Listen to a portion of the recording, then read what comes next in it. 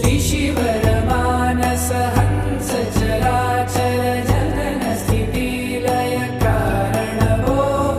साम्ब सदा शिव शम्भो शङ्कर शरणं मे तव चरणयुगम्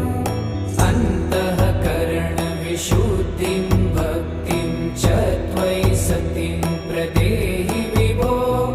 साम्ब सदा शिव शम्भो शङ्कर शरणं मे तव चरणयुगम्